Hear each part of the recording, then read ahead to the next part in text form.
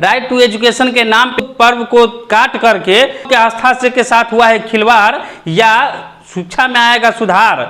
जानिए इस वीडियो में सच्चाई क्या है, आखिर नीतीश कुमार की मंशा और के पाठक क्या करना चाहते हैं, शिक्षा के स्तर को कहां तक ले जाने वाले हैं। तो बने रहे हमारे साथ इस वीडियो में और हम जानेंगे आज कि राइट टू एजुकेशन के नाम पे जो 220 दिन और 200 दिन की कार्य दिवस के नाम पे छुट्टियां काटी गई है, उन छुट्टियों को लेकर के पूरे बिहार में क्या है प्रतिक्रिया। बने रहे हमारे साथ। सरकारी विद्यालयों में शिक्षा व्यवस्था को दुरुस्त करने के लिए के पाठक का भार मिला है, जो कि शिक्षा विभाग के अपर मुख्य सचिव हैं।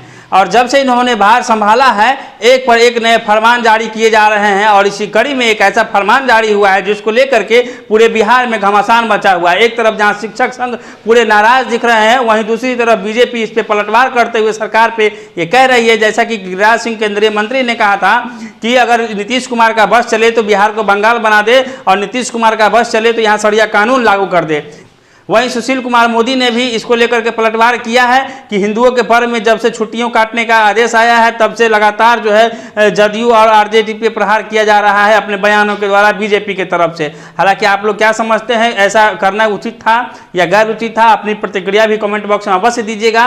फिलहाल मैं आप लोगों को बता दूं कि ये जो सितंबर से लेकर के दिसंबर तक टोटल 23 छुट्टियाँ होती है, उन 23 छुट्टियों में से 11 छुट्टियों को काटा गया है, जिसमें से जो एक दिन के त्यौहार थे उनको पूर्ण रूप से काट दिया गया है। वहीं कुछ जो त्यौहार थे उनमें से एक आध दिन की छुट्टियों को कम किया गया है। जैसा कि रक्षाबंधन की छुट्टियों को समाप्त किया गया है, वहीं जन्माष्टमी की छुट्टियों को समाप्त कर दिया गया है, परंतु चौहल्लुम की छुट्टियां बरकरार है और यहाँ क्रिश्चियन को मनाने के लिए 25 दिसंबर की क्रिसमस डे की छुट्टियां भी बरकरार है। तो आखिर रक्षाबंधन की छुट्टियां काटने का क्या औचित्य था? बहुत सारे लोग इस पे सवाल सीधा के पाठक से करना चाहते हैं, क्योंकि अगर इस तरीके की बात हुई है कि सरकार एक दूसरे में उलझे और जो और बातें हैं उसको गौन किया जाए, लोग जो है के पाठक से सीधा सवाल करना चाहते हैं कि के पाठक जी जरा आप हमें ये बताएं कि आप कहते हैं कि 2009 जो कि शिक्षा अधिनियम 2009 जो है उसके अंतर्गत 220 दिन की कार्य दिवस होनी चाहिए प्राथमिक विद्यालयों में और माध्यमिक विद्यालयों में 220 दिन की होनी चाहिए। तो जहाँ वहीं पर इस बात पर शिक्षक का कहना है कि मैं टोटल छुट्टियां काट करके 253 दिन जो है विद्यालय में अपना योगदान देता हूं, जो कि 220 दिन से 33 दिन ज़्यादा है। तो उसमें एक दिन के लिए रक्षाबंधन और एक दिन का जन्माष्टमी और 2 दिन का छठ पर्व छुट्टियां काटने का औचित्य क्या है? कहीं ना कहीं उन लोगों का ये मानना है कि यह जो है हिंदू विरोधी सरकार काम कर रही है और ये हिंदुओं का जो पर्व और त्यौहार है उसमें छुट्टियां का कटौती करने के लिए जो है ये लोग के पाठक को आगे बढ़ा करके ऐसा काम करने पर मजबूर कर रहे हैं। हालांकि जब से के पाठक आए हैं लगातार विद्यालयों का दौरा बढ़ा है और विद्यालय में जो है उन उपस्थिति जहाँ तक है शिक्षकों की वो बढ़ी है।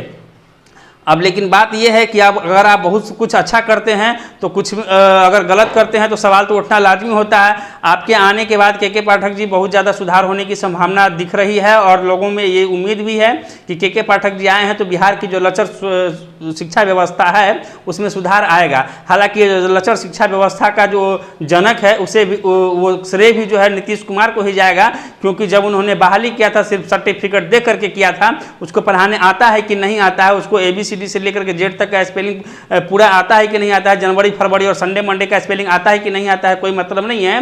लेकिन उनको उस सीट पे बैठा दिया गया। शिक्षा जैसे इतने महत्वपूर्ण मुद्दे को भी इतने हल्के में लिया गया था। अगर आप अशिक्षित लोगों को कुर्सी पर बैठाएंगे, वहाँ से अशिक्षित लोग आगे बढ़ेंगे तो अपने बिहार का विकास कैसे होगा और अपने देश का विकास कैसे होगा?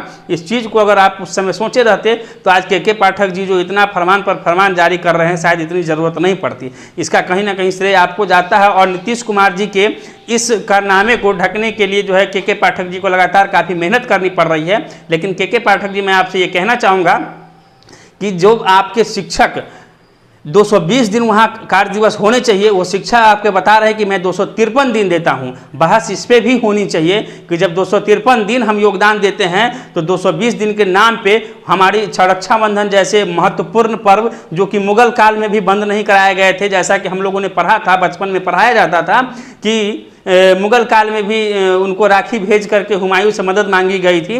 तो उस ऐसे पर्व को जो है आपने छुट्टियां रद्द की है, ये कहीं से मुझे भी उचित नहीं लगा और कहीं भी किसी को भी उचित नहीं लग रहा है ये चीज़। आपको अगर करना ही था तो जैसा कि शिक्षक आरोप लगा रहे हैं कि बोरा बेचने के लिए हमें कहा जा रहा है, उसकी छुट्टियां जो है सो आप कम कर सकते थे बोरा नहीं बेचवा करके। इलेक्शन में आपके शिक्षक जाते हैं, आपके शिक्षक जनगणना में जाते हैं, आपके शिक्षक और सारे कामों में जाते हैं, आप वहां से उस चीज़ों को कम करके अपने कार्य दिवस बढ़ा सकते थे। परंतु इतने महत्वपूर्ण पर्व जो कि हिंदुओं को होते हैं, भाई बहन की आस्था का पर्व, जो कि बहना अपने भाई की रक्षा के लिए सूत्र बांधती है, और ये सदियों से चलता आ रहा है, और इस चीज़ को आपने बंद किया है, कहीं ना कहीं भावनाओं से लोगों को खेलने का काम किया है। यह सरकार के ऊपर सीधा सीधा जिम्मेदारी जाती है कि आखिर इतने सदियों से चलते आ रहे इस रक्षाबंधन जैसे पवित्र पर्व पर हिंदुओं के भावनाओं के साथ खेलने की उनकी इतनी कौन सी इतनी आफत आ गई। उस दिन बच्चे कितने उसमें उपस्थित हुए, देखने वाली यह बात है। आपके सरकारी फरमान के आदेश पर अपनी नौकरी को बचाने के लिए बेशक महिलाएं और शिक्षक जो है स्कूल में उपस्थित जरूर हुए होंगे, परंतु इसमें कितने बच्चे उपस्थित हुए वो जाकर के आपको रिसर्च करना चाहिए था और देखना चाहिए था सभी लोगों को जिन्होंने ये फरमान जारी किया था कि कितने लोग उसमें आए हुए थे। दूर दराज लोग जाते हैं अपने भाई को राखी बांधने के लिए, या दूर दराज से भाई आता है राखी बांधने के लिए। वहीं अशोक चौधरी जी कहते हैं कि ये लोग जो है टीका लगा करके और हाथ में रुद्राक्ष पहन करके हिंदू होने का ढोंग करते हैं, और वहीं दूसरे के लिए जो है ये लोग सर्टिफिकेट बांटते हैं। तो मुझे सर्टिफिकेट की जरूरत नहीं है, उस पर वार पलटवार होते आ रहा है। वहीं पप्पू यादव कहते हैं कि के पाठक कोई सुप्रीमो नहीं है जो इस तरह का आदेश जो है वो पारित कर दिए हैं।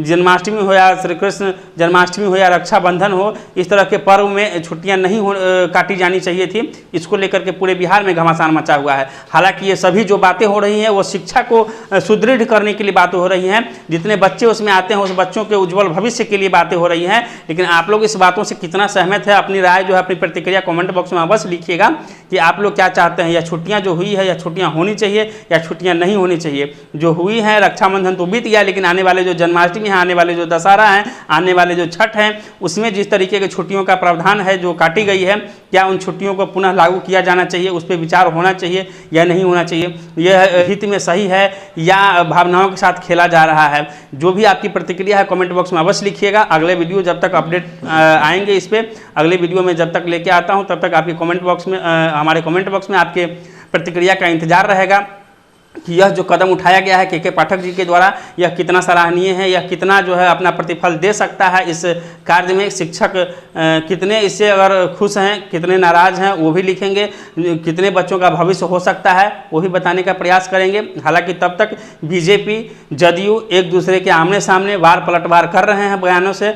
परंतु एक बात तो सच है कि बहुत सारे लोगों का जो है आहत हुआ है। आस्था के साथ एक तरीके से लोग कहते हैं कि खिलवाड़ किया गया है। बहुत सारे शिक्षिकाएं हैं जो काफ़ी नाराज़ दिख रही थी। अगर इस तरीके से एक दिन की छुट्टियां अगर आप नहीं काटे होते तो हो सकता है उनको किसी और तरीके से मोटिवेट करके उनसे ज़्यादा योगदान लिया जा सकता है। परंतु एक दिन की छुट्टियाँ काट करके इतने अच्छे इतने पवित्र पर्व में उनकी आस्थाओं से खिलवाड़ करके शायद मुझे नहीं लगता है कि वो अपना 100% जो है वो विद्यालय में दे पाएंगी सर्वस्व जो है, और बच्चों के सर्वांगीण विकास हो जाएगा ये 11 दिन की छुट्टियां काटने से। छुट्टियां काटने के और भी बहुत सारे रास्ते हैं, हो सकते थे, परंतु ये लगता है कि कहीं ना कहीं आस्था से खिलवाड़ हुआ है। आप लोगों को क्या लगता है प्रतिक्रिया अवश्य दीजिएगा। फिलहाल आप देख रहे थे धमाल इंडिया न्यूज़, मैं हूँ राजीव गौतम। नमस्कार, जय हिंद, जय बिहार।